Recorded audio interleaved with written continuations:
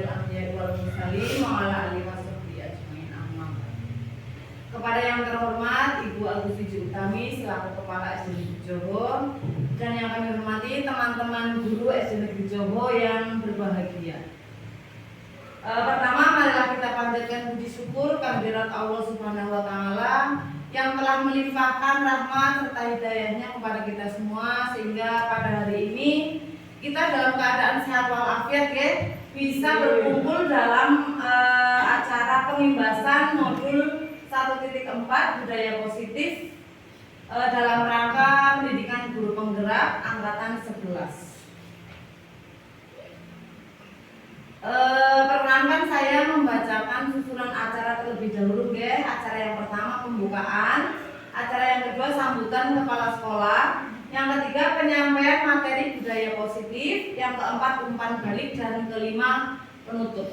Langsung saja kita mulai acara pada hari ini. Kita buka dengan bacaan basmalah bersama. Bismillahirrahmanirrahim. Terima kasih, semoga acara hari ini lancar ya. Untuk yang kedua sambutan dari kepala sekolah kepada beliau Ibu Agus Wiji Utami yang terhormat, kami persilahkan.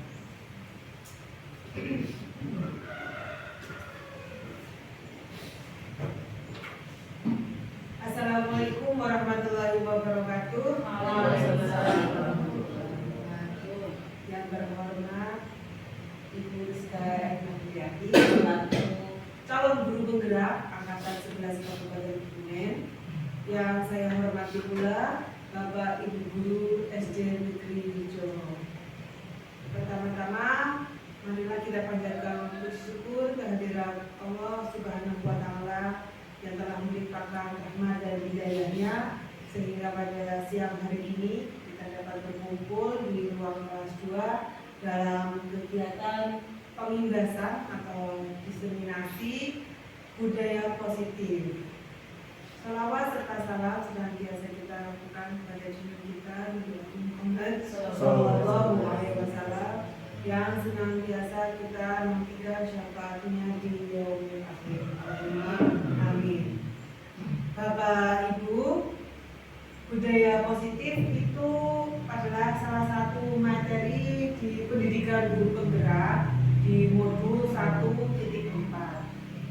Nah, harapannya dengan pengimbasan ini, materi-materi yang ada di program guru penggerak terkait dengan budaya positif dapat ditularkan dan dapat disebarluaskan sehingga dapat lebih bermanfaat. Tidak hanya dirasakan Bu Rizka selaku CGP, tetapi juga oleh semuanya. Sehingga nanti dampaknya juga lebih luas, yaitu tidak hanya berhenti di Bapak Ibu Guru, harapannya dapat berlanjut berdampak kepada murid. Nah, untuk kegiatan ini monggo untuk diikuti dengan baik. Jika nanti ada hal-hal yang masih bingung atau masih butuh penjelasan lebih lanjut, silakan bisa bertanya kepada Bu Rizka selaku narasumber kegiatan hari ini. Demikian dari saya, semoga kegiatan hari ini lancar dan dapat bermanfaat untuk semuanya. Wassalamualaikum warahmatullahi wabarakatuh.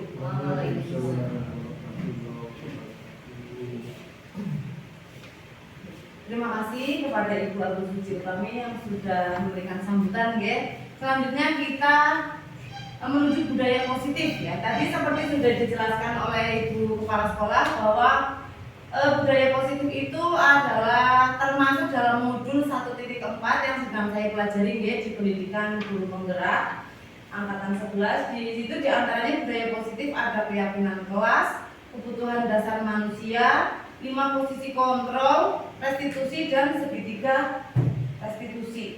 Ya, jadi sebenarnya ini saya melakukan pengimbasan tapi juga sedang belajar ya Bapak Ibu, karena saya juga baru mengenal budaya positif, mengenal seperti restitusi itu baru kemarin di modul 1.4. Jadi istilahnya kita belajar bersama, nanti apa yang sudah saya pelajari dapat kita praktekkan bersama di sekolah kita ini ya. Bapak Ibu, sebelumnya saya punya video Bapak Ibu. Kita video dulu ya.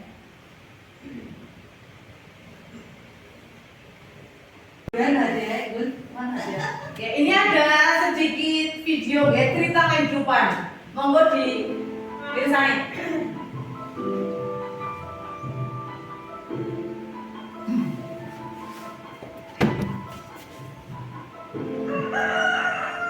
Lo potong rai.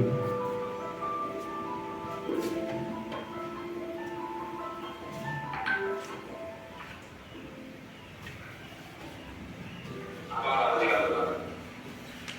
Sekarang kamu berdiri sama kaki saya. Ya, angkat kedua tangan.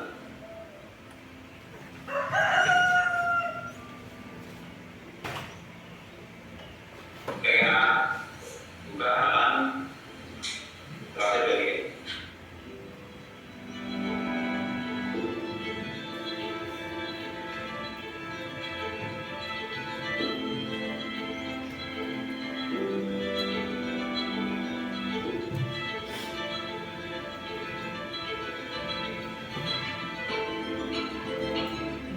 selamat pagi anak.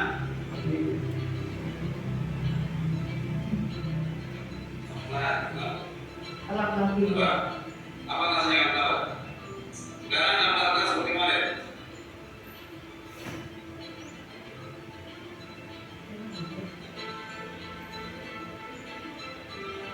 Baik, anak. Belajar dari bahasa Indonesia. Berapa harus lagi?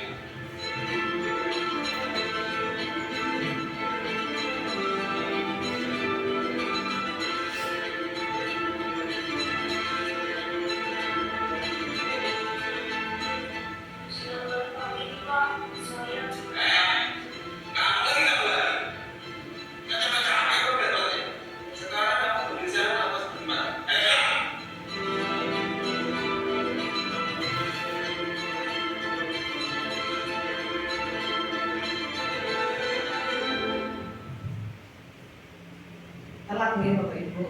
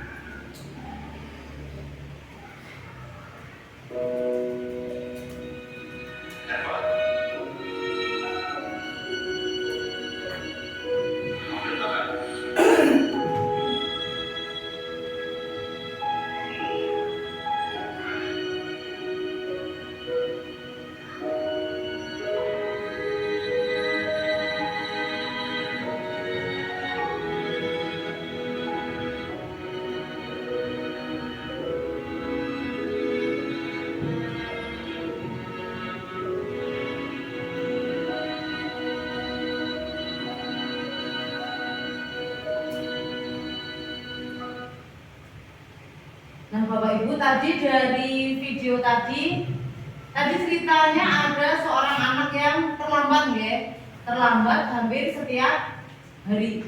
Kemudian apa yang terjadi Bapak Ibu? Pak gurunya tidak bertanya, langsung marah, langsung memberikan hukuman. Iya, jadi Pak gurunya tidak tahu alasannya apa ya Bu, Iya. tidak mencari tahu alasan apa si Dava terlambat, tapi langsung memberikan hukuman. Iya, itu sampai berkali-kali ya, dari pertama terlambat langsung dihukum tanpa tahu alasannya. Begitu juga sampai tadi hari ketiga. Ternyata setelah di jalan ternyata Dava berangkatnya tidak siang ya, tapi karena menolong tadi di jalan ada orang tua atau orang tuanya itu tadi yang tidak jelas ya Pak. Yang jelas iya kakeknya mungkin. Dava itu terlambat ternyata karena setiap pagi itu menolong kakek-kakek tadi menyeberang jalan ya. Jadi tadi Pak gurunya tidak tahu alasannya langsung menghukum. Apa Bapak Ibu ada yang seperti itu Bapak Ibu? Tidak.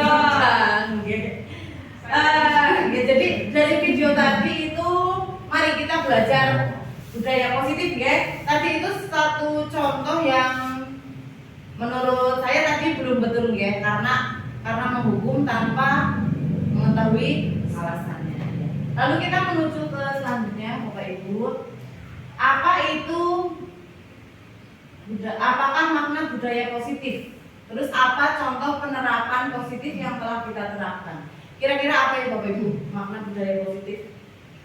Budaya positif, iya positif itu baik ya. Ya kira-kira budaya yang baik, budaya yang tidak negatif ya. Iya. Terus contoh penerapannya mari kita belajar bersama. Nah, budaya positif di sekolah yaitu nilai-nilai dan kebiasaan-kebiasaan di sekolah yang berpihak pada murid agar mereka dapat berkembang menjadi pribadi yang kritis, penuh hormat dan bertanggung jawab. Ya, jadi budaya positif itu ternyata nilai kebiasaan di sekolah ya yang berpihak pada murid. Ini sesuai dengan tujuan pendidikan dari Ki Hajar Dewantara, yaitu menuntun segala kodrat yang ada pada anak agar mereka dapat mencapai keselamatan, kebahagiaan yang setinggi-tingginya baik sebagai manusia maupun sebagai anggota masyarakat. Jadi budaya positif itu kalau kita tinjau dari tujuan pendidikan yang dicanangkan di apa ya Bu? Yang di Ki Hajar Dewantara itu loh. Itu yaitu menuntun segala kodrat yang ada pada anak. Tadi kan budaya positif juga yang berpihak pada anak ya. Jadi berhubungan ya Bapak Ibu antara tujuan pendidikan Ki Hajar Dewantara dengan budaya positif yang akan kita bahas hari ini. Ini diantaranya filosofi pendidikan Ki Hajar Dewantara. Yang pertama, bukan tabula rasa atau kertas kosong. Jadi siswa itu terlahir bukan kertas kosong ya Bu, kalau menurut Ki Hajar Dewantara, karena menurut Ki Hajar Dewantara itu setiap anak terlahir memiliki kodrat masing-masing. Yang kedua, semua anak terlahir dengan bakatnya masing-masing, yaitu tadi unik, punya bakat masing-masing. Tugas kita sebagai guru adalah menuntun anak tersebut, mengembangkan bakat anak tersebut untuk mencapai kebahagiaan. Terus tugas guru menuntun bakat tersebut agar anak tumbuh dengan selamat dan bahagia. Ya, yang selanjutnya kodrat alam dan kodrat zaman. Yang keempat, yang ke berapa itu? 4. 5. Guru ibarat petani, anak ibarat biji jagung. Jadi kita yang menyemai, kita sing nandur biji jagung itu. Bagaimana agar biji jagung yang kita tanam itu, diibaratkan biji jagung yang kita tanam agar tumbuh subur, itu kan kita harus merawat ya. Merawat, bagaimana cara kita merawat, bagaimana cara kita memperlakukan biji jagung itu. Jadi seperti juga kita, bagaimana cara kita memperlakukan, bagaimana cara kita memfasilitasi siswa agar tumbuh sesuai kodratnya gitu nggak. Terus berpihak pada anak atau menghamba pada murid itu maksudnya bukan menghamba kita mendewakan murid ya Bapak Ibu, tapi kita apa ya Bapak Ibu kira-kira kalau menghamba pada murid? Apa Bu Agus? Ya, berpihak pada murid atau menghamba pada murid artinya kita memenuhi kebutuhan. Oh, iya benar. Ini karena bingung beneran Bu. Kita berusaha memenuhi kebutuhan murid ya. Jadi karena setiap murid itu pasti kebutuhannya berbeda-beda ya, karena mereka dari latar belakang yang berbeda, memiliki bakat dan minat yang berbeda. Jadi bagaimana kita sebagai guru itu berusaha semaksimal mungkin untuk memenuhi kebutuhan murid tersebut. Selanjutnya, untuk membangun budaya positif di sekolah, itu sekolah perlu menyediakan lingkungan yang positif, yang aman dan nyaman agar murid-murid itu mampu berpikir, bertindak dan mencipta dengan merdeka, mandiri dan bertanggung jawab. Bisa diartikan sebagai disiplin positif. Jadi bagaimana kita menciptakan budaya positif? Yang pertama, lingkungan kita dulu ya. Kita benahi dulu lingkungan sekolah kita menjadi lingkungan yang positif. Lingkungan yang positif itu banyak ya, positif di keamanan positif, maksudnya jadi kita ciptakan lingkungan yang positif. Kita jadikan sekolah ini itu tempat belajar yang benar-benar nyaman untuk anak, begitu kira-kira Bapak Ibu. Ya, ini hasilnya disiplin dikaitkan dengan kontrol, dalam hal ini kontrol guru dalam menghadapi murid. Ya seperti tadi yang di video tadi ya, itu kalau tadi Pak gurunya itu kan menghukum, mungkin itu belum termasuk budaya positif ya, karena tadi sama sekali tidak ditanya alasannya apa, tidak, Pak guru itu main hukum langsung, jadi cuma karena telat ya hukum, apalagi hukumannya sama sekali menurut saya tidak ada manfaatnya untuk anak tersebut ya, karena cuma disuruh maju terus berdiri jawab kuping seperti zaman Belanda mungkin zaman dulu. Iya, jadi kita boleh memberi apa namanya, memberi misal murid salah boleh kita tegur atau apa, tapi yang didik tetap budaya positif itu nanti kita terapkan. Terus dalam mewujudkan budaya positif juga diperlukan disiplin positif. Nah, ini untuk langkah awal perubahan paradigma itu dari stimulus respon dan teori kontrol. Ini Bapak Ibu, paradigma teori kontrol yang dikemukakan oleh Dr. William Glasser dalam kontrol teori untuk meluruskan miskonsepsi tentang kontrol. Yang pertama, ilusi guru mengontrol murid. Bagaimana cara kita mengontrol murid ya. Yang kedua, ilusi bahwa kritik dan membuat orang merasa bersalah dapat menguatkan karakter. Yang ketiga, ilusi bahwa semua penguatan positif efektif dan bermanfaat. Yang keempat, ilusi bahwa orang dewasa memiliki hak untuk memaksa. Nah, ini Bapak Ibu, perubahan paradigma stimulus respon dan teori kontrol. Bisakah kita mengontrol seseorang? Tidak. Bisa apa tidak Bapak Ibu kira-kira? Tidak. Ini maksudnya stimulus respon, kita mencoba mengubah orang agar berpandangan sama dengan kita. Sepertinya kita tidak bisa nih Bapak Ibu kalau harus semua orang harus disamakan dengan apa keyakinan. Iya, apa keyakinan kita itu nggak bisa ya. Jadi harusnya bagaimana Bapak Ibu? Itu yang penting Ibu. Kita berusaha memahami pandangan orang lain tentang dunia. Jadi kita harus paham bahwa orang itu tidak ada yang sama, baik itu pikirannya, baik itu pandangannya. Yang kedua, perilaku buruk dilihat sebagai suatu kesalahan. Itu langsung seperti tadi, perilaku buruk dilihat sebagai suatu kesalahan. Yang betul itu semua perilaku memiliki tujuan, kita harus gali. Tidak langsung perilaku buruk itu kita patenkan jadi oh ini salah, enggak, tapi kita harus lihat dulu. Mungkin perilaku itu ada tujuannya apa seperti itu guys. Terus orang lain bisa mengontrol saya. Itu hanya Anda yang bisa mengontrol diri Anda ya. Jadi setiap orang itu memiliki kontrol diri masing-masing ya. Tidak bisa orang lain mengontrol diri saya juga tidak bisa. Saya mengontrol orang lain juga tidak bisa. Saya bisa mengontrol orang lain. Anda tidak bisa mengontrol orang lain ya. Terus pemaksaan ada pada saat bujukan gagal. Teori kontrolnya kolaborasi dan kesepakatan menciptakan pilihan-pilihan baru. Yang terakhir, model berpikir menang atau kalah. Menurut teori kontrolnya, model berpikir win-win solution, bagaimana memecahkan masalah. Itu win-win solution, win itu tetangga saya.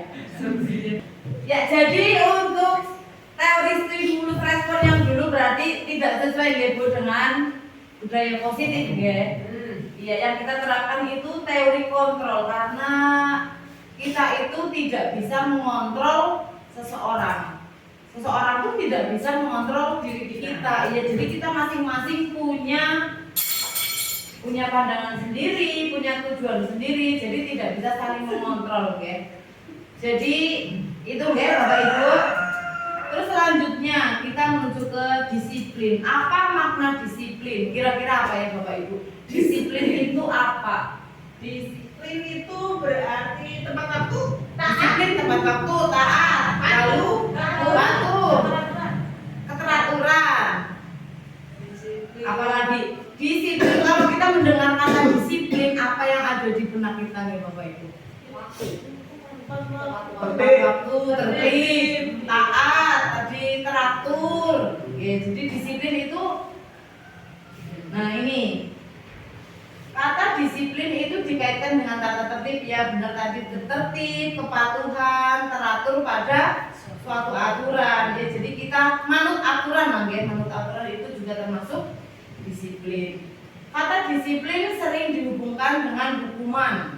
Padahal itu sesungguhnya berbeda, karena belajar dengan disiplin itu tidak harus dengan memberikan hukuman. Ya, justru itu adalah salah satu alternatif terakhir, dan kalau perlu tidak digunakan sama sekali. Ya, kalau kita mendengar kata disiplin seperti dulu nih Bapak Ibu, misal disiplin seperti itu tadi telat telat itu kan berarti tidak disiplin. Pasti di benak kita, oh tidak disiplin nanti dihukum. Ya, tidak disiplin dihukum, tidak mengerjakan piket dihukum, seperti itu enggak. Jadi yang kita bayangkan di benak kita itu disiplin itu ada kaitannya dengan hukuman. Kalau disiplin ya dihukum. Padahal sesungguhnya ini menurut ini itu disiplin itu berbeda enggak, karena belajar dengan disiplin itu tidak harus dengan hukuman. Justru itu salah satu.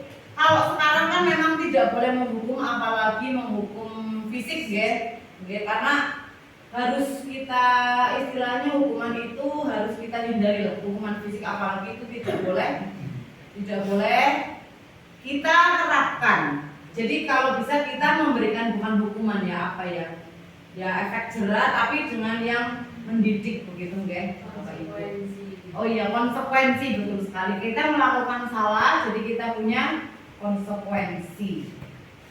Kembali lagi ke Ki Hajar Dewantara ya, ini karena Ki Hajar Dewantara itu bapak pendidikan ya. Ki Hajar Dewantara itu menyatakan bahwa untuk mencapai kemerdekaan atau dalam konteks pendidikan kita saat ini, dan untuk menciptakan murid yang merdeka, syarat utamanya adalah harus ada disiplin yang kuat. Disiplin yang dimaksud itu adalah disiplin diri yang memiliki motivasi internal. Jadi disiplin dari dalam diri kita sendiri. Kita punya motivasi dalam diri kita sendiri untuk disiplin. Jadi kita jika tidak memiliki motivasi internal, maka kita memerlukan pihak lain untuk mendisiplinkan kita. Jadi disiplin itu yang pertama harus kita tanamkan dalam diri kita sendiri ya Bapak Ibu. Dari dalam diri, dari internal kita sudah menerapkan disiplin. Tapi jika misal kita tidak bisa memiliki motivasi disiplin dalam diri sendiri, maka kita harus ada pihak lain yang menerapkan. Misalnya dalam suatu sekolah ada aturan itu misalnya jadi kita bisa disiplin karena ada aturan. Itu aturan kan berarti dari pihak lain. Nah, ini ada teori motivasi perilaku manusia. Yang pertama, untuk menghindari ketidaknyamanan atau hukuman. Ini apa yang akan terjadi apabila saya tidak melakukannya? Itu termasuk motivasi dari luar eksternalnya, karena kita disiplin itu karena kita menghindari ketidaknyamanan atau menghindari hukuman. Jadi misal aku berangkat gasik lah, nanti kalau berangkatnya siang bahkan dihukum, itu contohnya. Itu berarti disiplinnya bukan dari dalam diri kita kita disiplin karena kita merasa nanti kalau kita tidak disiplin akan mendapatkan hukuman. Yaitu berarti termasuk motivasi eksternal. Kita butuh pihak lain untuk mendisiplinkan diri kita. Yang kedua, ada juga untuk mendapatkan imbalan dari orang lain atau institusi. Ada juga yang merasa aku disiplin dan dialem. Misalnya saya sebagai guru berusaha disiplin, tapi bukan karena motivasi dalam diri, tapi biar dipuji sama kepala sekolah mungkin. Wih Allah, Bu Rizka berangkatnya gasik terus, disiplin, keren, di depan teman-teman ada kebanggaan sendiri Allah menangani bu kepala sekolah. Itu juga motivasi eksternal jadi tidak disiplin itu bukan dari keinginan kita sendiri, tapi hanya karena ingin mendapatkan ujian atau imbalan. Nanti yang disiplin bagi Pak Guru, Bu Guru yang berangkatnya rajin terus dikasih 100.000 misal. Sergap ya Bapak Ibu. Iya, gasik terus nggak pernah telat. Habis gasik sedina 1.000, 30 dina bisa dihitung sendiri gitu. Jadi apa yang saya dapatkan apabila saya melakukannya? Saya melakukan disiplin tanpa duit, itu juga motivasi eksternal, belum dari diri sendiri. Terus yang ketiga, untuk menghargai diri sendiri menjadi insan sesuai harapan. Kalau ini motivasi iya internal ya. Jadi saya berusaha disiplin untuk menghargai diri saya sendiri. Misal saya sebagai guru harus berangkat tepat waktu untuk menghargai diri sendiri, biar istilahnya kita kan sebagai guru jadi contoh ya. Jadi contoh untuk anak didik. Jadi berusaha disiplin biar anak didik juga mencontoh kita. Nanti kalau misal kita berangkatnya juga siang, kita menerapkan disiplin pada anak-anak berangkatnya yang kasih jangan sampai terlambat loh, buru-buru berangkatnya siang gitu kan, bisa terjadi seperti itu ya. Jadi kita berusaha disiplin karena kita berasal dari diri kita sendiri, motivasi internal supaya kita itu untuk menghargai diri sendiri, supaya kita terlihat ya di depan anak-anak lah, bisa menjadi contoh, bisa menjadi teladan yang baik. Itu motivasi internal itu merupakan tujuan dari disiplin positif. Selanjutnya budaya positif. Budaya positif itu terbentuk jika lingkungannya positif tadi ya, lingkungan sekolah positif, terus keyakinan kelas dan peraturan kelas. Jadi kita dari kelas dulu kita punya peraturan kelas, terus nanti melebar ke keyakinan kelas. Kalau keyakinan kelas itu bisa jadi keyakinan sekolah atau tidak tuh? Sebenarnya dari keyakinan kelas masing-masing berarti menjadi keyakinan sekolah. Oh begitu. Jadi setiap kelas boleh punya keyakinan masing-masing ya. Punya keyakinan masing-masing, nanti bisa dirangkum atau misal ada yang sama kan seperti itu ya, nanti bisa dijadikan jadi keyakinan sekolah. Setelah kita punya keyakinan sekolah tentang kedisiplinan itu, tentang budaya positif, kita ciptakan lingkungan sekolah yang positif. Kalau menciptakan lingkungan positif itu berarti tugas semua warga sekolah ya, bagaimana cara kita menciptakan lingkungan yang positif. Setelah lingkungan sekolah kita positif, terbentuklah budaya positif. Tuh Bapak Ibu. Selanjutnya kita menuju ke keyakinan kelas, hukuman dan penghargaan. Ada pertanyaan, mengapa tidak peraturan saja? Mengapa keyakinan kelas? Kira-kira kenapa Bapak Ibu? Kalau peraturan itu berarti tidak pasti kita setuju ya. Istilahnya kalau peraturan itu ya mungkin satu pihak ya, satu pihak. Misal saya yang membuat sendiri, misal saya sebagai guru kelas 2 membuat peraturan sendiri. Peraturan 1 apa, 2 apa, 3 apa sampai 10 misal. Tapi itu saya tidak ada melibatkan siswa ya untuk membuat peraturan itu. Itu yang namanya peraturan. Jadi peraturan itu disiplin tapi dari satu pihak. Berbeda dengan keyakinan kelas. Jadi mengapa tidak peraturan saja? Mengapa harus keyakinan kelas ya? Karena untuk menciptakan budaya positif tidak hanya dari satu pihak, tapi harus dari kesepakatan semua, begitu nggih Bu? Misalnya ada pertanyaan itu, mengapa kita memiliki peraturan harus menggunakan helm bila mengendarai kendaraan roda 2? Kenapa Bapak Ibu harus pakai helm kalau pakai motor? Untuk menjaga jumping. Gimana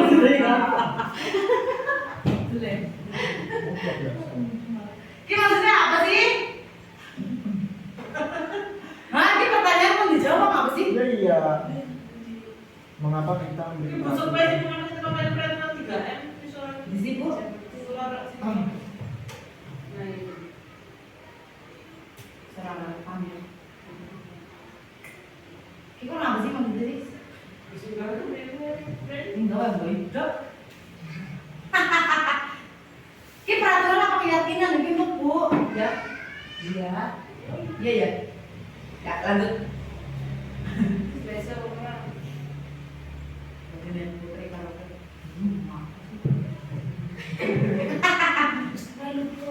mengapa kita memiliki peraturan harus menggunakan helm bila mengendarai kendaraan roda 2? Ini termasuk peraturan apa keyakinan, guys? Peraturan ya. Tapi peraturan itu kalau peraturan ibaratnya sudah dibuat dari dulu, tapi ini karena menyangkut keselamatan gitu Bapak Ibu. Kalau seperti kita tidak menggunakan helm, misal kita amit-amit jatuh, amit-amit kita jatuh, kalau tidak pakai helm kepalanya bisa terbentur. Kalau kita pakai helm ya terbentur, tetap terbentur, tapi setidaknya kepala kita terlindung dari benturan. Ya paling enggak misalnya pecah helmnya dulu. Kalau tidak pakai helm kan langsung kepala. Ya. Mengapa kita memiliki peraturan harus datang tepat waktu pada saat mengikuti pelatihan? Menghargai yang tepat waktu. Iya, karena kita menghargai, karena kita kan kalau pelatihan otomatis tidak hanya sendiri ya. Kalau kita terlambat itu kan kita buang-buang waktu kita, jadi karena kita menunggu acara belum dimulai gara-gara nunggu kita yang belum hadir, itu kan merugikan yang sudah hadir, itu diantaranya. Oke. Terus kalau keyakinan kelas itu adalah nilai-nilai kebajikan atau prinsip-prinsip universal yang disepakati bersama secara universal lepas dari latar belakang, suku, negara, bahasa maupun agama. Menurut Gosen, suatu keyakinan akan lebih memotivasi seorang dari dalam atau intrinsik. Seorang akan lebih bersemangat untuk menjalankan keyakinannya daripada sekedar mengikuti serangkaian peraturan. Ya, jadi karena keyakinan kelas itu kan pasti tidak hanya dibuat dari satu pihak ya. Misal keyakinan di kelas itu kan berarti kesepakatan satu kelas ya, apa yang harus disiplin, apa yang harus diterapkan. Jadi kalau dengan keyakinan karena kita tidak hanya dari satu pihak, istilahnya kita musyawarah lagi untuk membuat keyakinan, itu pasti akan memotivasi, akan muncul motivasi dalam diri kita. Karena kita kalau misal peraturan kan kadang kita tidak setuju dengan peraturan yang dibuat oleh satu pihak. Misal ada peraturan ini Bu A membuat peraturan, kita sebenarnya tidak setuju dengan peraturan itu, tapi karena sudah dibuat peraturan kan mau tidak mau kita harus mengikuti ya. Berbeda kalau dengan keyakinan itu kita ikut berkontribusi dalam membuat keyakinan tersebut. Jadi apa yang kita mau bisa kita utarakan, bisa kita musyawarahkan. Jadi kalau sudah di keyakinan kelas karena kita berkontribusi dalam membuatnya, jadi kita otomatis muncul motivasi dalam diri kita untuk mematuhi keyakinan tersebut. Untuk pembentukan keyakinan kelas itu juga keyakinan kelas bersifat abstrak daripada peraturan yang lebih rinci dan konkret. Selanjutnya keyakinan kelas berupa pernyataan-pernyataan yang universal. 3. Pernyataan keyakinan kelas senantiasa dibuat dalam bentuk positif. Yang keempat, keyakinan kelas tidak terlalu banyak sehingga mudah diingat dan dipahami. Yang kelima, semua warga kelas sebaiknya ikut berkontribusi dalam membuat kegiatan lewat curah pendapat. Yang terakhir, bersedia meninjau kembali keyakinan kelas dari waktu ke waktu. Jadi kalau keyakinan kelas itu berbeda dengan peraturan ya. Nanti keyakinan kelas itu pernyataannya lebih universal, lebih menyeluruh.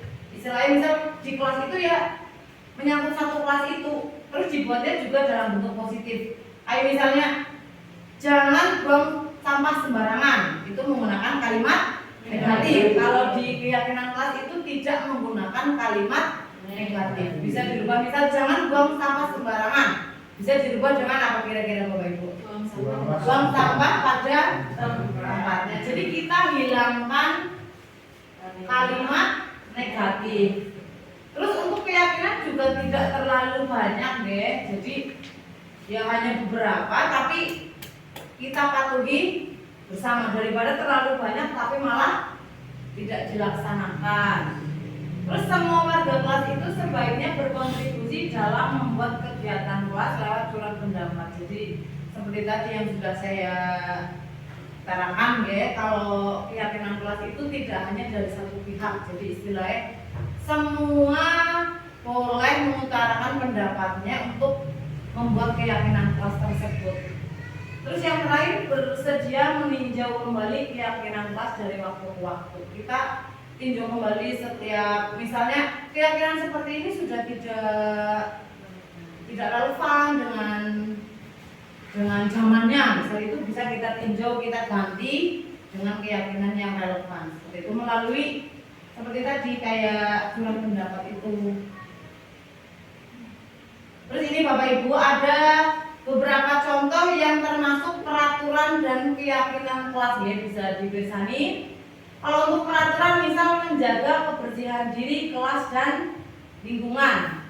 Kalau dibuat di keyakinan kelas atau nilai kebajikan yang dituju itu kesehatan dan keamanan. Terus yang kedua, hadir tepat waktu. Hadir tepat waktu itu menghormati orang lain dan diri sendiri. Seperti tadi, misal ada undangan rapat ya. Kita hadir tepat waktu itu sebenarnya untuk menghormati orang lain yang sudah hadir, menghormati orang lain yang sudah tepat waktu, dan menghormati diri kita sendiri ya. Yang ketiga, membuang sampah di tempatnya. Itu nilai kebajikannya untuk kesehatan. 3S, senyum, salam, sapa. Itu nilai kebajikannya menghormati orang lain. Sekarang 5S nih Bapak Ibu, yang dua apa Bapak Ibu? Senyum, salam, sapa, sopan, santun. Ya, ditambah sopan dan santun. Yang kelima, saling berbagi dan memberi semangat. Itu juga termasuk nilai kebajikannya menghormati orang lain. Nomor 6, pembelajaran SMS, santai, menyenangkan dan serius, yaitu untuk mandiri dan kesabaran nilai kebajikannya. Yang ketujuh, sebelum dan sesudah belajar wajib berdoa sesuai agama dan kepercayaan masing-masing. Itu nilai kebajikannya mandiri dan komitmen. Tugas wajib dikerjakan tepat waktu, tanggung jawab dan mandiri. Setelah menggunakan spidol, buku bacaan, dan alat permainan wajib dikembalikan. Itu juga termasuk tanggung jawab ya. Jadi setiap kita menggunakan apa barang harus dikembalikan ke tempatnya semula. Yang ke-10, tertib saat belajar. Tertib saat belajar itu termasuk menghormati orang lain nilai kebajikannya ya. Kayak misal di kelas. Di kelas kita tertib mendengarkan bu guru. Itu kan yang lain jadi tidak terganggu ya. Berbeda kalau sedang diajar kita asik sendiri, ramai, itu kan mengganggu teman yang sedang serius-serius belajar, malas kita rame. Yang ke-11, mengikuti kegiatan yang ada di sekolah, misalnya ekstrakurikuler, KKK, itu nilai kebajikannya mandiri dan komitmen. Dan yang ke-12, membawa perlengkapan dan peralatan sekolah sendiri-sendiri. Itu termasuk menghormati orang lain dan diri sendiri. Kalau kita tidak membawa perlengkapan kan melalui pinjam ya. Nah, ini contoh penerapan keyakinan kelas. Jadi siswa membuat keyakinan kelas itu, guru membimbing siswa untuk membuat keyakinan kelas. Mungkin kalau di kelas rendah kita bimbing menggunakan kira-kira kita pancing pakai pertanyaan pemantik, kira-kira apa sih yang kamu mau, apa sih kepenginmu. Itu nanti kita bisa menyediakan misal apa namanya? Kelas kecil apa? Sticky note ya, misal kita bagikan ke anak satu-satu. Terus anak maunya apa sih yang kamu mau? Nanti bisa ditulis, terus kita tempelkan. Terus nanti setelah kita tempelkan, kita lihat, kita istilahnya dirangkum lah apa saja sih yang anak-anak pengen. Itu nanti kita pilih yang relevan, kita pilih yang sesuai. Selanjutnya kita jadikan keyakinan kelas. Ini ada beberapa contoh, ya, kesepakatan atau keyakinan kelas. Nah ini hukuman tidak sama dengan pendisiplinan. Iya, ini biar nggak ngantuk ya Bapak Ibu, karena jamnya sudah jam siang, perut sudah kenyang, maka terbitlah ngantuk. Jadi ini aja. Hukuman tidak sama dengan pendisiplinan, ya. Karena hukuman tadi kan berasal dari ibaratnya dari eksternal, ya, bukan dari diri sendiri. Makanya ibaratnya kayak pernah dengar istilah tobat sambal apa tidak? Ya, nah, iya, tobat sambal kan kayak kalau sambal walaupun pedes-pedes, walaupun kita kayak kepedesan terus nanti juga diare mungkin, tapi besok kita coba lagi. Itu kira-kira seperti itu karena motivasinya dari luar. Jadi kayak tobat sambal hukuman itu tidak sama dengan pendisiplinan. Walaupun dihukum berkali-kali, kalau tidak ada motivasi dalam diri kita untuk disiplin, besok akan diulangi lagi. Betul.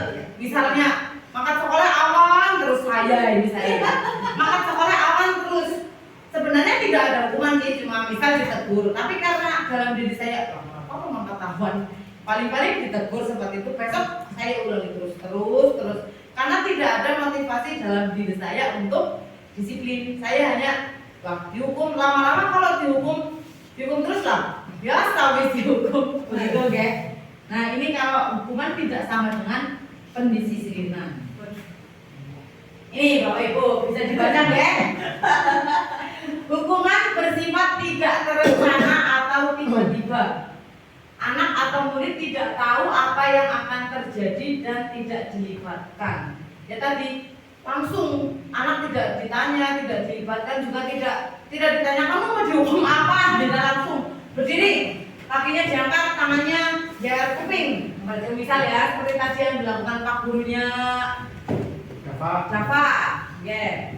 Hukuman bersifat satu arah dari pihak guru yang memberikan. Murid hanya menerima suatu hukuman tanpa melalui kesepakatan atau pengarahan dari pihak guru, baik sebelum dan sesudahnya. Jadi hanya dari satu arah dari pihak guru. Guru itu merasa anak ini salah, langsung hukum. Hukumnya juga nggak ditanya kan, tidak ada kesepakatan mau dihukum apa. Langsung kamu berdiri atau kamu keluar keliling lapangan 10 kali. Misal itu contoh hukuman. Hukuman yang diberikan bisa berupa hukuman fisik maupun psikis. Murid atau anak disakiti oleh suatu perbuatan dan kata-kata. Jadi hukuman itu tidak hanya hukuman fisik ya, karena jelas saat ini hukuman fisik sangat dilarang ya. Kalau dulu mungkin masih ada di kelas anak ramai duduk taruh menggaris kayu, teplok, duduk langsung, itu hukuman fisik. Saat ini kan dilarang, tapi masih ada juga yang memberi hukuman tapi hukuman psikis. Misal kayak apa ya Bapak Ibu? Salah langsung diomong, gimana ya contohnya? Ya dimarahi lah ya, dimarahi, salah langsung dimarahi tanpa ditanya alasannya, tanpa kita tahu, tanpa kita memberikan kesempatan pada mereka untuk menjelaskan, langsung kita marahi walaupun tidak secara fisik, cuma dengan kata-kata yang hukuman verbal, tapi itu juga termasuk hukuman yang nantinya bisa menyakiti murid. Tidak menyakiti fisik, bisa menyakiti hati. Sementara disiplin dalam bentuk konsekuensi sudah terencana atau sudah disepakati, sudah dibahas dan disetujui oleh murid dan guru. Umumnya bentuk konsekuensi dibuat oleh pihak guru atau sekolah ya, dan murid sudah mengetahui sebelumnya konsekuensi yang akan diterima bila ada pelanggaran. Pada konsekuensi murid tetap dibuat tidak nyaman untuk jangka waktu pendek. Konsekuensi biasanya diberikan berdasarkan suatu data yang umumnya dapat diukur. Misalnya, setelah 3 kali tugasnya tidak diselesaikan pada batas waktu yang diberikan, atau murid melakukan kegiatan di luar kegiatan pembelajaran, misalnya mengobrol, maka murid tersebut akan kehilangan waktu bermain dan harus menyelesaikan tugas karena ketertinggalannya.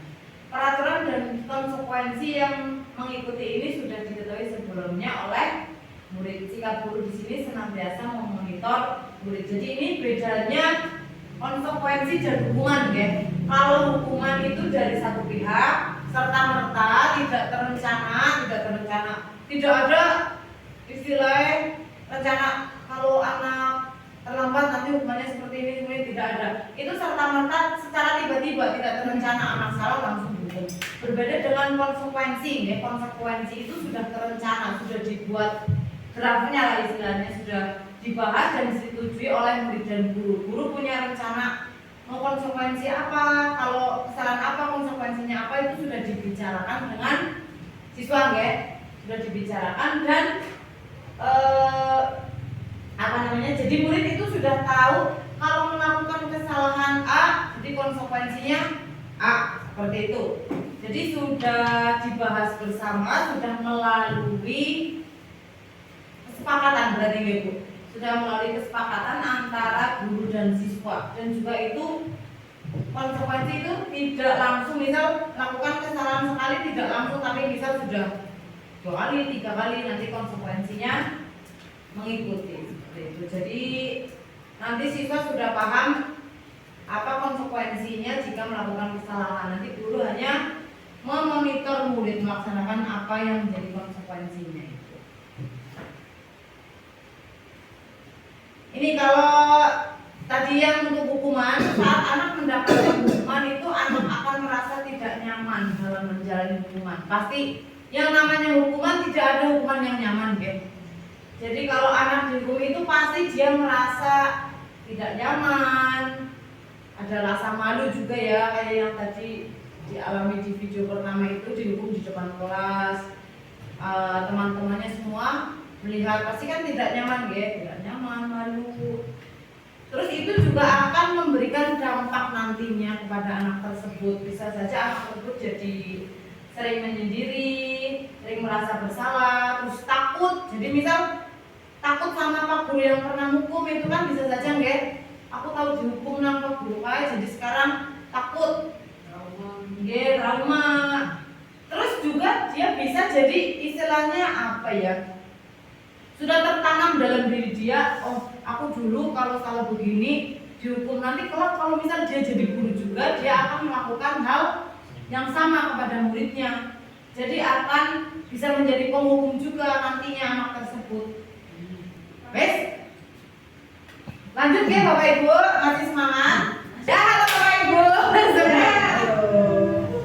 kita selanjutnya ke kebutuhan dasar manusia, Ada 5 kebutuhan dasar manusia. Yang pertama, kebutuhan cinta kasih atau diterima orang lain. Yang kedua, penguasaan. Yang ketiga, kesenangan. Yang keempat, kebebasan. Dan yang kelima, survival atau bertahan hidup. Ini ada sebuah kasus ya Bapak Ibu, bisa dibaca bersama. Ibu Guru Ani, guru kelas 5 di SD Sido Makmur sedang bingung menghadapi ulah salah satu murid di kelasnya bernama Rudi. Beberapa anak telah datang dan mengeluhkan bahwa Rudi seringkali meminta bekal makan siang mereka dengan paksa. Coba Bapak Ibu sekarang pura-puranya berada di situasi menjadi Bu Ani, bu gurunya Rudi. Kira-kira apa yang akan Ibu lakukan kalau mendapat laporan seperti itu? Ya, memanggil Rudi.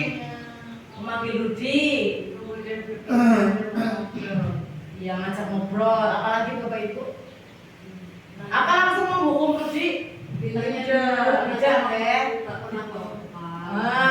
dulu alasannya kenapa tidak bawa bekal. Terus menurut Anda kira-kira mengapa Rudi melakukan hal itu? Berarti ada kebutuhan yang belum. Iya, ada kebutuhan yang belum terpenuhi. Jadi kita tidak boleh langsung istilahnya membuat kesimpulan sendiri ya.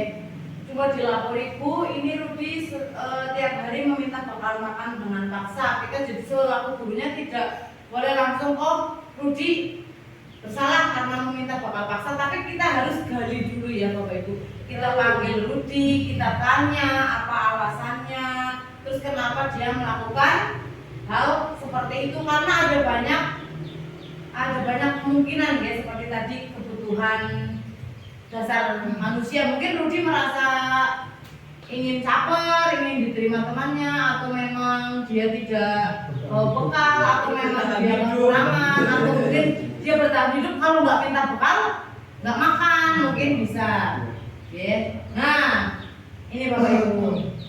Dalam konteks tadi Bapak Ibu sudah benar sekali, berarti ya langsung kita panggil Rudi, kita tanya apa alasannya, kita gali kenapa Rudi melakukan hal tersebut. Yang pertama, apabila jawaban Rudi karena ia lapar dan orang tuanya tidak membawakannya bekal makan siang, itu berarti kebutuhan untuk bertahan hidup ya. Jadi mungkin dari keluarga kekurangan, jadi tidak bisa membawakan bekal setiap hari, jadi itu masuk di kebutuhan dasar yang kebutuhan untuk bertahan hidup. Tapi apabila jawaban Rudy itu karena ia senang jika teman memperhatikan dia, itu masuk kebutuhan cinta dan kasih sayang atau kebutuhan untuk diterima. Jadi mungkin di kelas dia itu tidak punya teman, dijauhi, ya. Jadi dia melakukan hal tersebut agar caper lah, istilahnya main di baket tanam batire, ya. Biar temannya itu merasa kalau oh di sini di kelas ini ada yang namanya Rudy, kepengen bareng-bareng berbagi dengan temannya, tapi cara dia yang salah ya. Terus apabila jawaban Rudy dia merasa hebat karena temannya jadi takut dan menuruti keinginannya, itu adalah kebutuhan untuk penguasaan atau kekuasaan. Jadi dia merasa oke, teman-teman manut kalau aku rebut bekal makanannya, boleh. Dia merasa hebat, dia merasa berkuasa di kelas itu masuk dalam kebutuhan penguasaan atau pengakuan atas kemampuan dia. Tapi jika jawaban Rudy itu merasa bosan dengan bekal yang dibawakan ibunya karena selalu membawa bekal yang sama, itu Rudy berarti termasuk butuh kebebasan. Jadi mungkin dibawa bekalnya cuma setiap hari telur terus karena ibunya pedagang roti misal telur sehingga anak tersebut itu bosan. Aku pengen yang lain. Sementara teman-temannya setiap hari ganti-ganti menunya. Dia kepengen bebas milih menu makanan yang dia mau. Sementara ibunya karena di rumah banyak telur, misalkan karena penjual kue ya, jadi habis pakai ini aja, pakai telur aja yang sudah ada. Itu kalau Rudy seperti itu berarti karena dia kebutuhan dasarnya itu kebutuhan kebebasannya belum terpenuhi. Yang terakhir, jika jawaban Rudy itu karena iseng dan dia menikmati ekspresi wajah temannya yang kesal karena diambil makanannya. Ada juga loh Bapak Ibu anak-anak yang seneng gelewek, usil. Jangannya dia makan sudah ada, sudah dibawakan. Bekalnya juga tidak telur terus ya, tidak seperti tadi gonta-ganti, tapi dia seneng. Misal seneng gelewek, ada temannya yang kalau digelewek itu nyenengi kayak gitulah ya, nangis apa jadi Rudy itu ada rasa seneng anggar batire nangis, seneng anggar batire seneng kalau temannya bisa marah-marah, ya itu berarti dia kebutuhan dasar kesenangan yang ingin dia penuhi. Itu Bapak Ibu. Jadi kalau ada kasus seperti tadi kita harus gali dulu apa sih yang menjadi kebutuhan anak tersebut sehingga anak tersebut melakukan hal tersebut. Alasannya apa, oke? Terus kita kaitkan dengan tadi yang 5 dasar kebutuhan manusia. Lanjut. Sekarang kita menuju hukuman dan konsekuensi lagi, oke? Apa sih perbedaan hukuman ini? Copot saja ya Bu. Iya dong. Itu dalam Betul kok. Iya. Hukuman dan konsekuensi tadi jelas berbeda, oke? Tadi dari pembuatannya juga sudah berbeda. Kalau hukuman itu dari satu pihak, kalau konsekuensi itu melibatkan banyak pihak. Jadi orang yang akan ada di dalam itu ya kita libatkan dalam pembuatan konsekuensi itu. Di antaranya perbedaannya yang kalau hukuman sesuatu yang menyakitkan harus terjadi. Kalau konsekuensi sesuatu harus terjadi. Kalau hukuman membuat anak sakit itu bisa fisik, bisa hati untuk jangka waktu yang lama, kayak ada rasa trauma, terus dia juga menjadi penghukum seperti tadi ya. Kalau konsekuensi itu hanya membuat anak merasa tidak nyaman tapi dalam jangka waktu pendek dan tidak menimbulkan trauma yang diharapkan. Yang ketiga, anak membenci kedisiplinan, dihukum setelah terus dihukum jadi kesuk akan kedisiplinan. Apa sih anak aturan harus masuk jam 7 padahal aku ada alasannya tadi kenapa selalu terlambat. Sedangkan kalau konsekuensi itu anak jadi menghargai disiplin. Terus kalau hukuman itu bersifat paksaan, kalau konsekuensi stimulus respon. Terus kalau hukuman mendorong anak menyakiti diri sendiri. Mendorong anak menyakiti diri sendiri itu gimana contohnya ya Bu? Kalau dengan hukuman mendorong anak menyakiti diri sendiri, yang hukuman itu kan menyakitkan kan? Tadi bisa menyakiti fisik, menyakiti hati. Kalau konsekuensi itu mendorong anak agar mudah menyesuaikan diri. Menyesuaikan diri kita kalau sudah tahu konsekuensinya ini, ya kita menyesuaikan diri, berarti nggak boleh ini. Gitu. Terus konsep diri yang buruk, ya kalau konsekuensi konsep diri yang baik. Selanjutnya kalau dalam hukuman itu anak belajar untuk menyembunyikan kesalahan. Kalau dalam konsekuensi anak belajar untuk mematuhi peraturan. Yang terakhir dalam hukuman itu anak bisa marah, merasa bersalah, dipermalukan, merasa malu dan merasa tidak dihargai. Sementara kalau di konsekuensi anak hanya kehilangan hak, dibuat tidak nyaman, diasingkan untuk sementara waktu. Nah, ini kira-kira nih Bapak Ibu perbedaan antara hukuman dan konsekuensi. Jadi kalau dalam hukuman itu anak belajar untuk menyembunyikan kesalahan. Jadi wah biar nggak dihukum pura-pura kayak gini kayak gitu ya biasanya ya. Tapi kalau dalam konsekuensi itu anak jadi berusaha belajar bagaimana agar dia mematuhi aturan sehingga dia tidak mendapatkan konsekuensi atas kesalahan yang dilakukan. Selanjutnya ini Bapak Ibu kita ada beberapa contoh pernyataan. Ya, ini untuk membedakan mana yang hukuman, mana yang konsekuensi. Kira-kira yang pertama, mencatat 100 kali dalam buku kalimat saya tidak akan terlambat lagi karena terlambat ke sekolah. Oh, tidak akan menuliskan saya tidak akan terlambat lagi karena terlambat ke sekolah. Itu termasuk hukuman apa konsekuensi? Hukuman. Kenapa Bapak Ibu? Kira-kira? Ya dibuat sepihak. Dibuat sepihak ya? Ya pembuat. Gurune. Ya jadi langsung oh kamu terlambat, kamu nulis saya tidak akan terlambat lagi. Kan belum tentu anak itu sebenarnya dalam hati wah nulis segini banyak kan bisa juga keberatan ya jane ya. Ya itu tadi Idenya guru juga. Ngapain karena terlambat malah suruh. iya, kan nggak ada hubungannya ya. Nggak terlambat, oh hukum kok iya kok suruh nulis apa hubungannya? Itu termasuk hukuman ya tadi kita kunci nanti kita lihat jawabannya. Yang kedua, lari mengelilingi lapangan basket 2 kali karena terlambat hadir di sekolah. Hukuman jelas ya itu hukuman. Yang ketiga, murid diminta push up 15 kali karena tidak menggunakan masker ke sekolah. Itu zaman corona itu. Ya, tidak pakai masker langsung dihukum push up 15 kali. Ya tambah meriang. Kayaknya kalau keliling lapangan sudah kamu terlambat suruh keliling lapangan. Iya. Sudah kamu terlambat harus keliling lapangan 2 kali lagi. Lah apa orang tambah? Terlambat ya. Pasti tambah terlambat. Yang keempat, menggantikan kertas tugas teman yang dicoret-coret. Ya, nyoret-nyoret kertasnya Bakire. Tanggung jawabnya suruh ganti. Yang kelima, membersihkan tumpahan air di meja tulis karena tersenggol pada saat belajar. Konsekuensi, oke. Meminta murid tidak mengenakan sepatu seharian di sekolah karena tidak mengenakan sepatu hitam.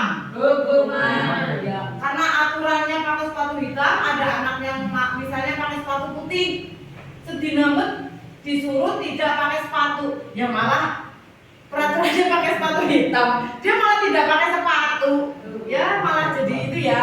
Ya, dan pasti mending pakai sepatu warna lain kan daripada aturannya memakai sepatu hitam malah sama sekali tidak bersepatu. Terakhir, lari mengelilingi lapangan basket 2 kali karena terlambat 10 menit untuk pelajaran PJOK. Konsekuensi. Kenapa konsekuensi kira-kira? Karena itu pelajaran PJOK. Iya, karena pelajarannya PJOK jadi itu ya masih nyambung ya pelajarannya PJOK. Terus disuruh lari, masih nyambung ya? Coba kita lihat.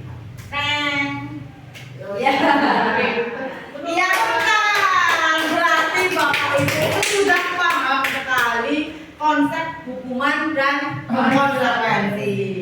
Beri tepuk salut. Jempol, jempol. Jempol, jempol. Salut gitu loh. Oke, terima kasih Bapak Ibu.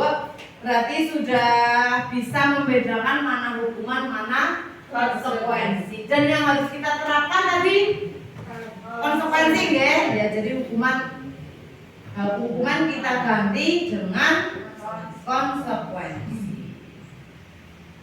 Ini ada juga dihukum oleh penghargaan. Dihukum oleh penghargaan itu maksudnya penghargaan tidak membuat senang. iya, itu ada beberapa dampaknya ya Bapak Ibu. Pengaruh jangka pendek dan jangka panjang. Oh, maksudnya dihukum oleh penghargaan itu kita dapat Bisa dapat penghargaan, tapi yang lain apa ya? bagaimana Pak Didi? Kita dapat penghargaan, tapi kayak kita jadi wah ini beli penghargaan. Kan Bisa gitu. maksudnya bisa bikin diri orang lain. Ya. Menyakitkan. Menyakitkan. Penghargaan bagimu adalah sakit bagiku. Kamu dapat penghargaan terus aku dapat apa? Gitu ya. Bagaimana aja. Ya itu pengaruh jangka pendek dan jangka panjang itu ya. Terus penghargaan juga tidak efektif. Jadi kadang-kadang melakukan hal ini cuma karena ingin mendapatkan penghargaan. Selanjutnya penghargaan menghukum. Jangan penghargaan jadi iya malah jadi kayak cambuk kayak apa bumerang. Terus penghargaan merusak hubungan seperti tadi, misal saya berteman baik dengan Bu Agus, tapi Bu Agus sering mendapat penghargaan, saya tidak pernah, jadi rasanya dengki iri muncul dalam diri ini sehingga merusak hubungan. Penghargaan mengurangi ketepatan. Apa ya? Apa ini? Penghargaan mengurangi ketepatan. Apa Pak Bidi yang baru belajar? Sering diberi penghargaan apa ya? Jadi menyepelekan apa ya? Oh iya. Menyepelekan. Oh, apa merasa?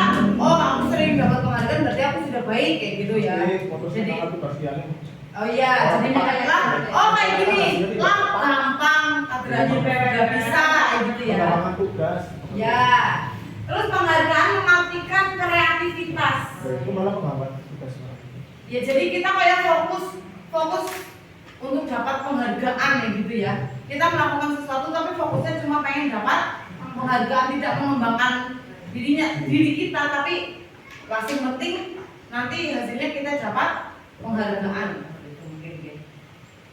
Terus penghargaan menurunkan kualitas ya seperti tadi, karena kita fokusnya hanya untuk mendapatkan penghargaan, jadi kita ya yang penting dapat penghargaan kayak gitu ya.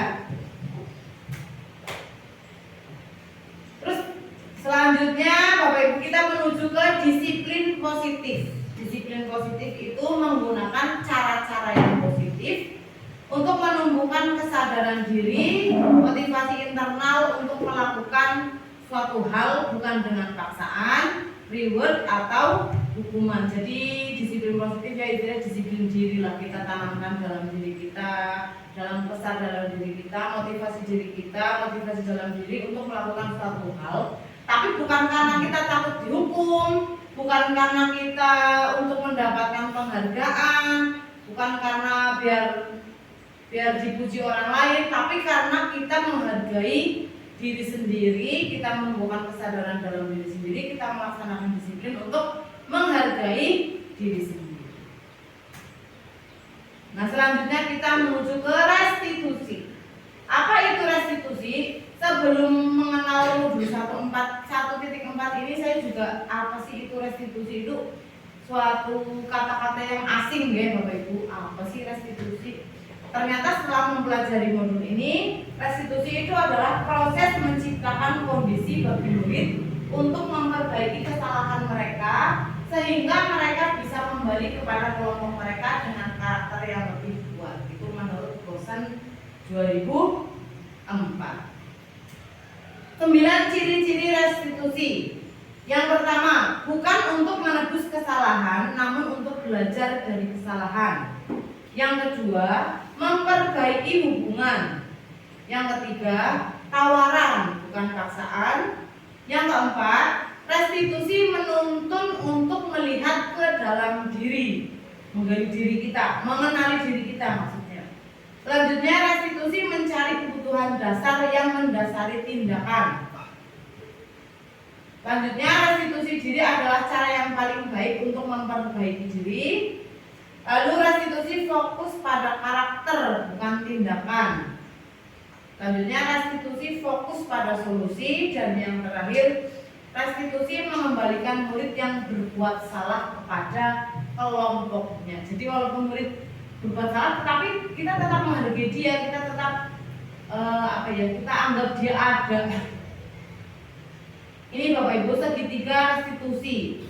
Dalam segitiga restitusi itu ada yang pertama menstabilkan identitas, yang kedua validasi tindakan yang salah, dan yang kedua validasi tindakan yang salah, dan yang ketiga menanyakan keyakinan. Dalam menstabilkan identitas, misal ya, kita menemui murid kita yang melakukan kesalahan seperti kemarin yang sudah pernah saya praktekkan ya. Kemarin itu sudah praktek ya? Iya, sudah praktek. Kepada siapa?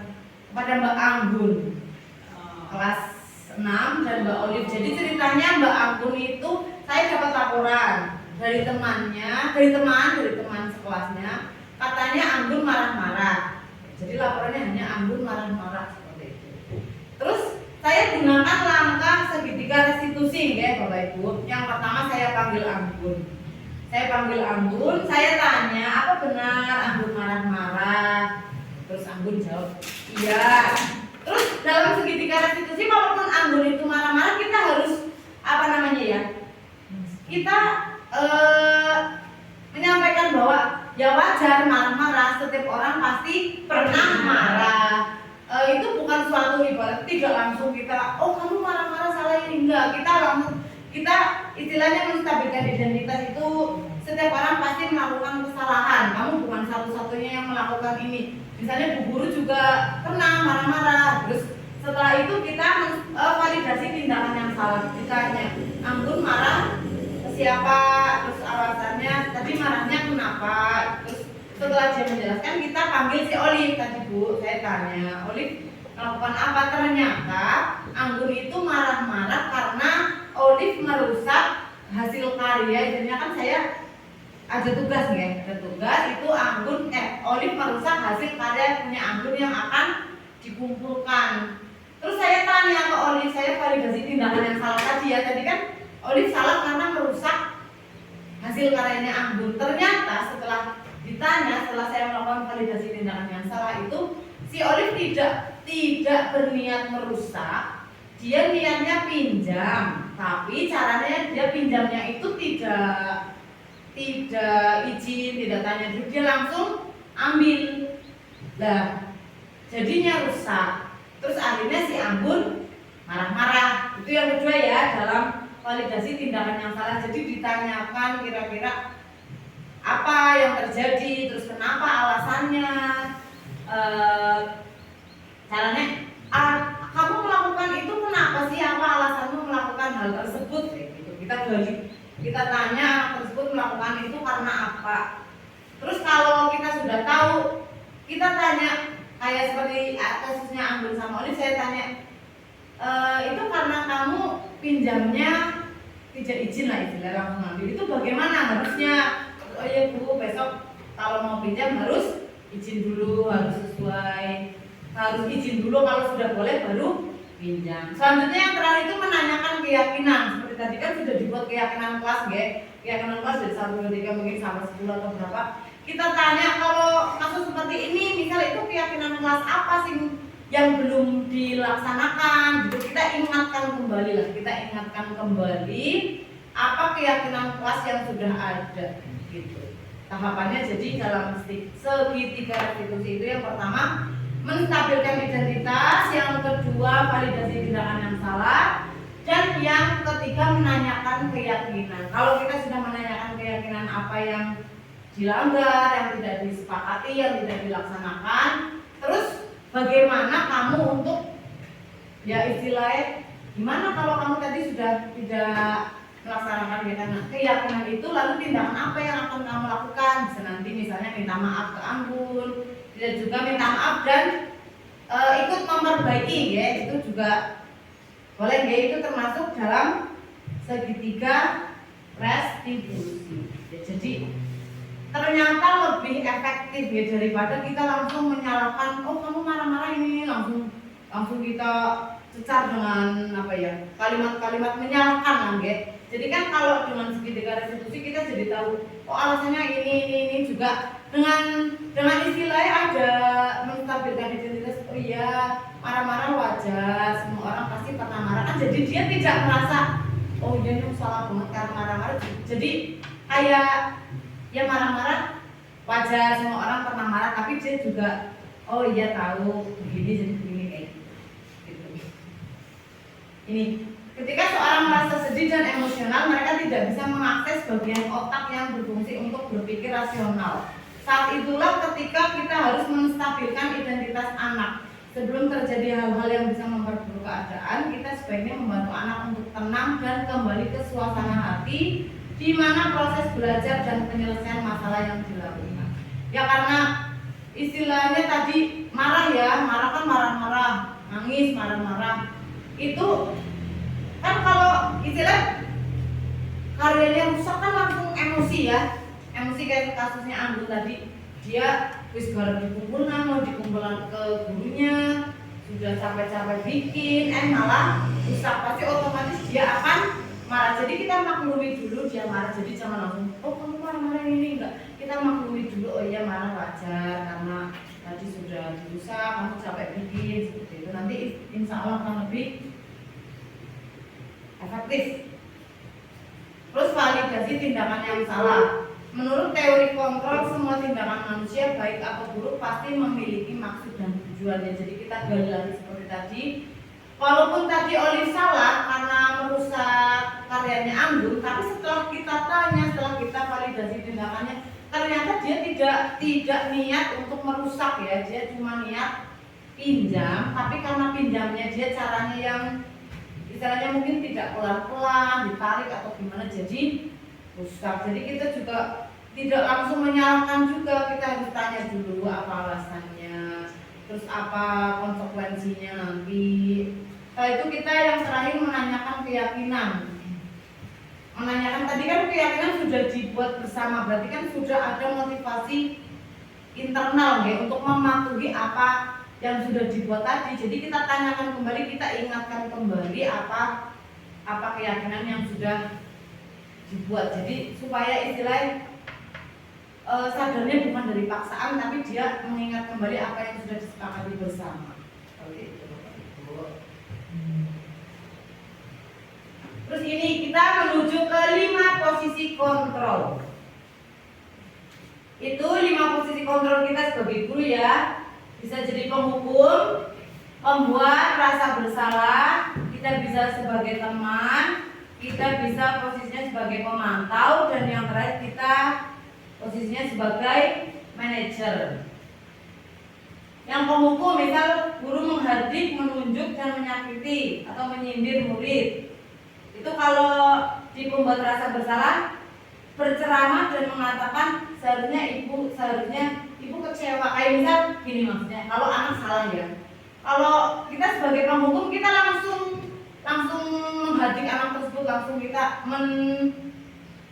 mengatakan iya kamu salah begitu ya. Itu kalau sebagai penghukum. Kalau sebagai pembuat rasa bersalah bisa diganti dengan misal Bu Guru kecewa hari ini kamu bla bla bla bla gitu. Jadi anak tersebut jadi merasa oh iya ya aku sudah melakukan ini, sudah membuat Bu Guru kecewa. Terus selanjutnya menjadi teman, bisa menjadi kita berposisi sebagai teman. Ayolah lakukan demi ibu. Maka kamu tidak mau, ingat ibu tidak pernah bantu. Jadi kita memposisikan diri kita sebagai teman ya.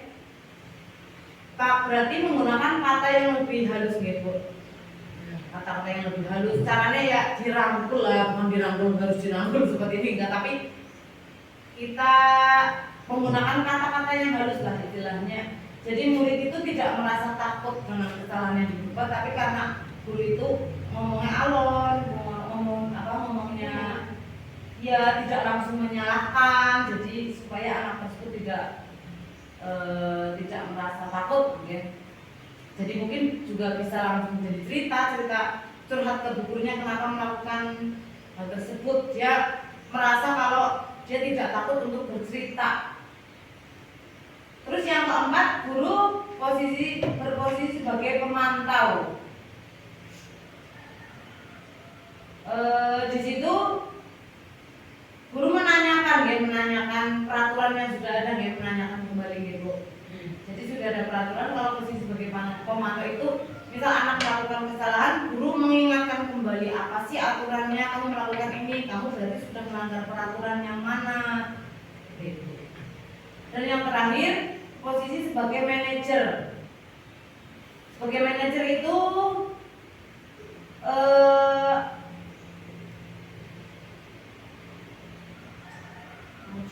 ya, murid meletakkan dirinya sebagai individu yang positif dalam dunia berkualitas, misalnya dengan cara gurunya bisa bertanya apa yang kamu yakini, apa yang kamu kerjakan untuk memperbaiki masalah ini. Istilahnya memancing murid untuk bisa mencari solusi gitu. Mencari solusinya bagaimana cara memperbaiki kesalahan tersebut. Begitu ya Pak? Oke. Ya karena kita sama-sama belajar nih Bapak Ibu, saya juga belum menguasai betul-betul apa yang saya sampaikan. Terus terang. Ya, ini kira-kira Bapak Ibu untuk 5 posisi kontrol kita sebagai guru, ada sebagai penghukum, pembuat merasa bersalah, posisi sebagai teman, pemantau, dan yang terakhir sebagai manajer. Dampak pada siswa kalau sebagai penghukum itu dampaknya murid akan cenderung mengulangi kesalahannya lagi, karena kalau penghukum tadi kan hukuman itu bukan dari motivasi diri dari luar, hanya istilahnya peraturan yang hanya dibuat sepihak tadi. Mungkin murid merasa, oh aku sudah tidak apa-apa melakukan itu, jadi terus diulang terus. Terus kalau pembuat merasa bersalah itu dampaknya murid merasa rendah diri, merasa bersalah, lama-lama merasa rendah diri, selalu merasa oh aku sudah kayak gini, sudah bersalah. Terus kalau sebagai teman, dampaknya murid merasa lemah, tidak mandiri dan tergantung.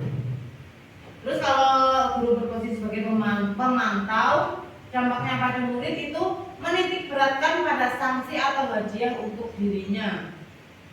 Terus dalam posisi manajer, dampak pada murid itu mengevaluasi diri, bagaimana cara memperbaiki diri. Berarti kalau dari pemaparan ini kira-kira paling efektif itu kita sebagai guru posisinya menjadi apa? Manajer. Jadi kita berusaha memposisikan diri sebagai manajer dalam posisi kontrol ini, supaya misalnya ini dampaknya murid itu bisa mengevaluasi diri dan bagaimana cara memperbaiki diri.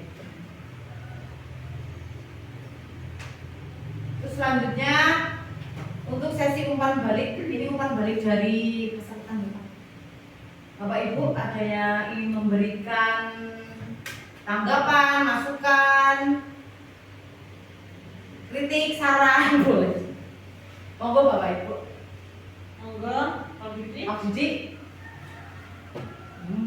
Setelah apa yang kita belajar bersama dari sharing kita hari ini, belajar bersama, mungkin Pak Didi ada tanggapan, masukan, atau refleksi ya boleh.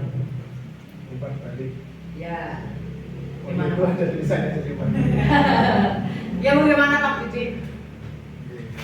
Jadi saya mengingatkan kembali saat belum lama ini ya, ada juga diseminasi, ini mengingatkan saya kembali tentang budaya positif yang memang sangat penting untuk dilaksanakan tercipta di lingkungan sekolah. Okay. Dan saya harap dengan adanya dari dengan semakin menguatkan kita dan mengingat menerapkan kembali tentang pentingnya budaya positif di lingkungan kita. Harapan saya semoga kedepannya ini kan dibolak-balik ya. Nggak apa-apa Pak ini, biar durasinya lama. Nggak apa-apa. Tambah Ya, durasi. semoga kedepannya ya kita semua bisa berkolaborasi dan bekerja sama agar bisa tercipta budaya positif, karena dengan budaya positif yang tercipta sekolah akan menjadi nyaman dan anak-anak pasti akan merasa betah berada di sekolah. Oke, beri tepuk tangan untuk Pak Didi. Dikasih. Oh, dikasih apa? Dikasih W, dikasih O, dikasih W. Wow, keren. Wow, keren. Wow, keren. Sudah. Terus tekan sorry ya. Kasihan anak-anak. Anak-anaknya bapak ibu maksudnya yang di rumah. Ditinggal ya. Iya, kita refleksi ya bapak ibu. Jadi ya pasti di sekolah ada peristiwa ya, ada peristiwa. Ini bukan merefleksi peristiwa hari ini, tapi kita berusaha menerapkan disiplin positif ya bapak ibu. Kita berusaha menerapkan disiplin positif di sekolah kita. Kalau misalnya tadi atau besok atau kapan ada kasus anak seperti apa, semoga kita bisa menerapkan segitiga restitusi dalam menyelesaikan masalah tersebut ya. Jadi kita itu harus berusaha jadi Jadi guru ya. jadi guru yang selalu menebarkan aura positif. Kita jadikan sekolah kita ini sekolah yang berbudaya positif. Semangat Bapak Ibu. Semangat. Thank you. You're welcome. Atau ada tambahan Bapak Ibu? Umpan balik kan bisa dari rumah kita. Ya, umpan balik dari Ibu. Aku selaku kepala sekolah SD Negeri Jember. Oke, beri tepuk tangan dulu untuk Bu Rita. Sudah mengimbaskan ya materi terkait dengan budaya positif. Semoga ini bermanfaat untuk semuanya. Semoga kalau tadi sih saya selaku kepala sekolah ya. Silakan untuk di kelas kan mungkin sudah dibuat di kelas masing-masing sudah ada keyakinan kelas. Monggo untuk bisa kapan disesuaikan ke saya agar nanti saya review kembali untuk bisa menjadi keyakinan sekolah. Jadi ini tugas ya. Malah nambahnya. Jadi kita akan agarnya nanti bisa terlihat ya sudah ada atau belum. Monggo yang belum ada bisa dibuat gitu. Ini ada film ya? Ya, ini tadi belum diputar ya Bapak Ibu. Ini ada film judulnya Terlambat. Oh sutradaranya Rere itu. Oh iya. Ibu sudah pernah bilang kan sama kalian semua, kalau ibu sengaja mengambil jam pertama untuk mata pelajarannya ibu, untuk melatih kalian disiplin. Kalian tahu kan peraturannya ibu? Kalau ibu tidak akan mulai pelajaran kalau masih ada yang terlambat. Kalian Pak? Hah? Jadi mau bicara kan? Kenapa masih ada yang terlambat? Kalian mana? Kalian di mana? Ibu sudah bilang, ibu tidak akan mulai pelajaran kalau ada yang terlambat. Kayla, sini kok. Apa ada alasanmu Kayla? Hah? Ketiduran gue lagi? Macet Kayla? Aduh, besok kau Kayla, jangan kerok. Gara-gara tahu kita semua kan tidak belajar. Besok ini hukum saya bu.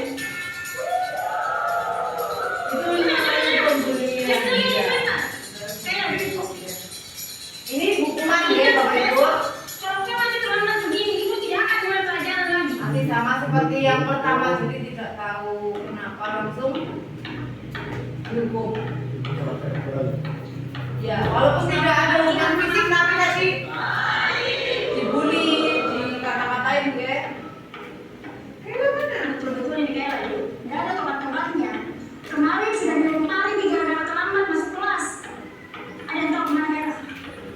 Assalamualaikum. Oh, Pak terlambat. Nggak usah bayar alasan. Begini kan?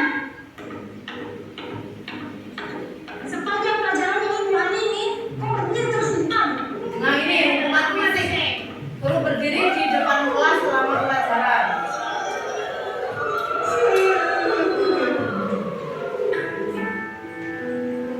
Anda tidak tahu ya apa yang terjadi ya.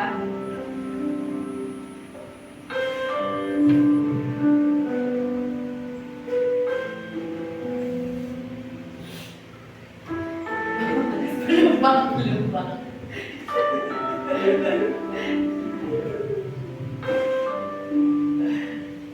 Berapa kita? Sudah 1 jam lebih ini kayak nggak datang. Kira-kira ada yang tahu kemana Bella? Kasan ya, jadi kemana-mana jelas ya. Iya.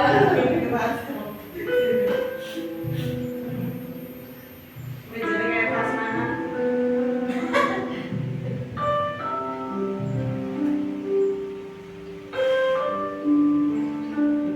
Oh ini keesokan paginya dia berangkat Gresik.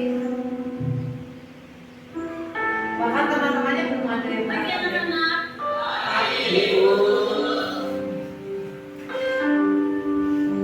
Masuk kok Bella. Udah terlambat mau lagi. Bella ke depan kok.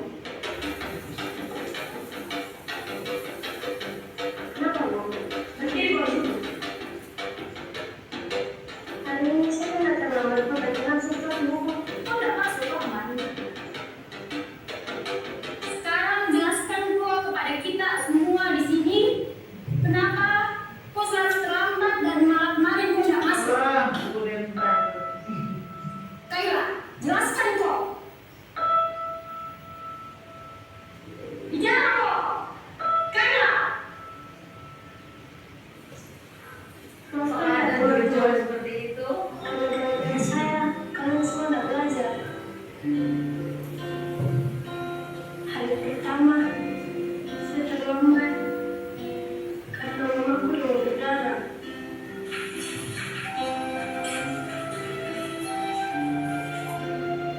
Harus diantar ke rumah sakit sebelum saya di sekolah.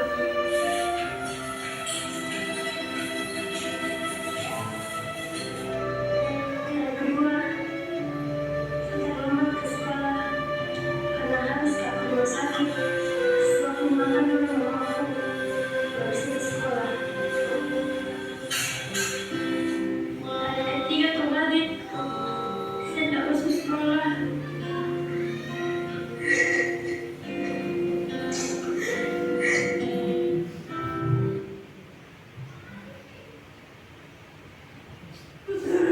emang gitu.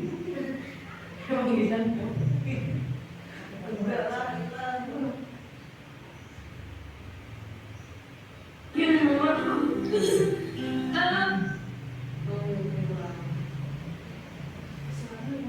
Hilang. Emang hilang pasangan. Ya enggak lah, amin.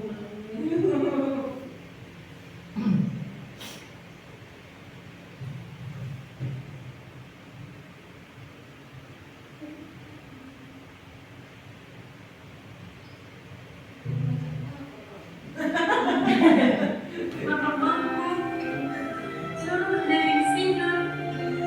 Berapa kali nggak masuk sekolah hari ini?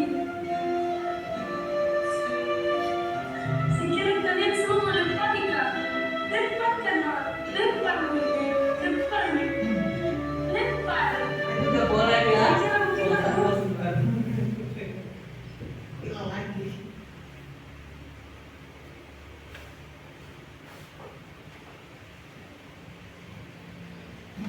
Ya jadi pentingnya kita tahu alasan ya Bapak Ibu. Jadi kita harus tahu alasan kenapa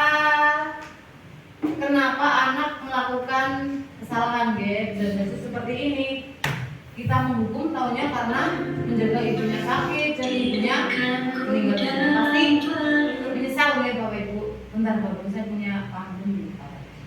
betul, Masya Untuk Allah. penutup ya, untuk penutup ada sebuah pantun dari saya. Di kota Berlin banyak melati. Satu. Melati putih buat seremoni.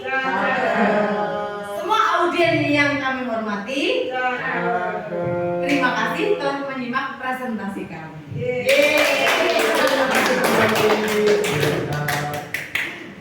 Sekian dari saya. Wassalamualaikum warahmatullahi wabarakatuh. Waalaikumsalam.